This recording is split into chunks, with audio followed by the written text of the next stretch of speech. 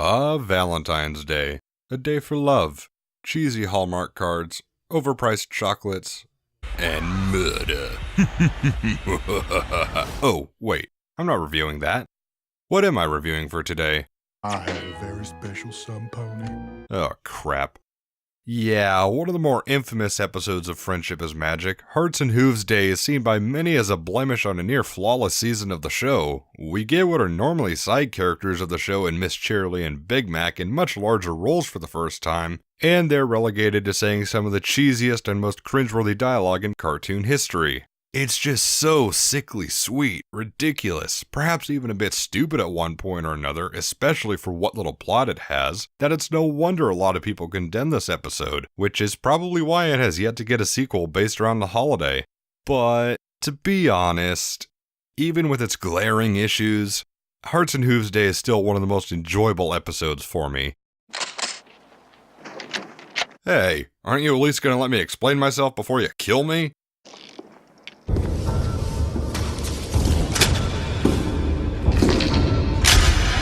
Whoa, let's not get carried away here, guys. This is just my opinion.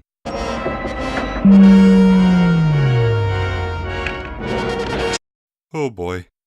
Now look, guys, as I clearly stated before, this episode is far from perfect or well written. Is it cheesy? Yes. Is it cringeworthy? You bet. Are some of the nicknames Big Mac and Cheerilee use nauseating? Of course they are. It's just a really simple episode with a really basic plot.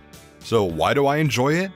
To me, it all works. Nothing is just a little cheesy or just a little ridiculous. The whole episode is played so far over the top that it's actually amazing. I just can't help but laugh at how nonsensical and dumb it is. I enjoy just how the writers take side characters and have them act like stereotypical idiots in overrated romance novels. I enjoy everyone's reactions to their cutesy-wootsy nicknames. All the issues people have with the episode, to me, just works to make a gloriously bad episode. Hearts and Hooves Day is the happening of MLP episodes. It's so bad that it's good. When something is intentionally made to be uncomfortable or cringe-inducing, but is played seriously like Rainbow is in Newbie Dash acting like her friends, it's even more off-putting because it's supposed to be taken seriously. Yet when something like Cheerilee and Big Mac calling each other the most ridiculous and stupid pet names is made to be cringe-inducing, it works because of how ridiculous and stupid it is. We're not supposed to take it seriously, and that's why I can laugh at how stupid it is. Plus, you can't really say the two were acting out of character, they were pretty much drugged by the CMC, which leads me to talk about things I don't think are so bad they're good, they're just good in general. And yes, this episode does have actual good parts to it. First and foremost, the Crusaders definitely had their hearts in the right place, and they just wanted both Big Mac and Cheerilee to be happy during the holiday. It was actually nice to see them working toward a goal other than earning their cutie marks. Though that's not to say I was bored of that storyline for them, it's just good to see something a bit different once in a while. In addition, I really loved the song they sang about helping Cheerilee find her special sun pony. It was really upbeat and catchy, plus Applebloom, Scootaloo, and Sweetie Belle have adorable singing voices. Not to mention, there's a great bit of comedy within the song itself. Sweetie Belle interrupts someone at a funeral just to say that he was too old for Cheerilee. Sure, saying he was too old was funny in of itself, but the fact that he was giving a eulogy at the time added a good bit of shock factor to it. I also love how Applebloom faceplants in the dirt after declaring a stallion is too uptight, and he replies with the stereotypical, "I say." Plus, not just the fact that a pony liked to submerge himself in giant jars of jelly was funny, but that face he makes cracks me up. Yet it intrigues me at the same time. Is he getting some sort of pleasure out of... Oh crap, I think I just ruined jelly for some people.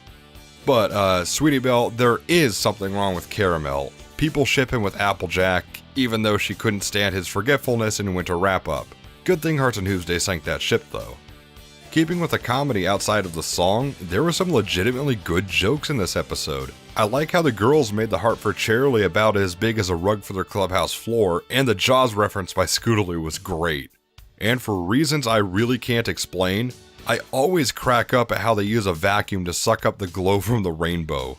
Also, how could I not mention one of Sweetie Belle's most famous lines? Oh, come on! It was just well delivered, and Scootaloo shoving her back into the bush was a good payoff. And heck, until I rewatched this episode for the review, I didn't realize that Cheerilee asking why she looks like she's getting married at the bottom of a pit was so funny. Just the ridiculous nature of the question was enough to get me to crack up.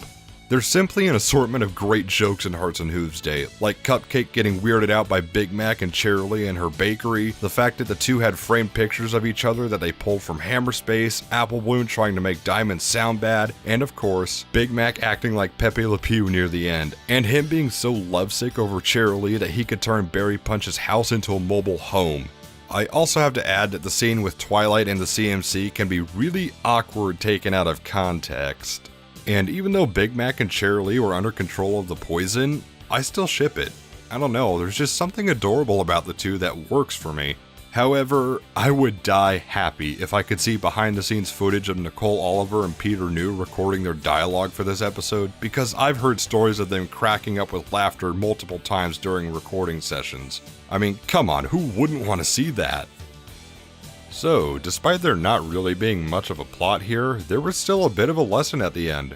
You can't really force two people to fall in love, it's supposed to be spontaneous. Sure, you can introduce some people to each other and it could work out, but it's really only up to them at that point for it to work out. Though, now that I think about it, it really wouldn't surprise me if the writers wrote this episode to make a few harmless jabs at shippers in the fandom, just to how ridiculous some of the pairings and stories can be. And despite the fact that I'm a shipper as well, if this is the case, it makes the episode a little bit more enjoyable for me.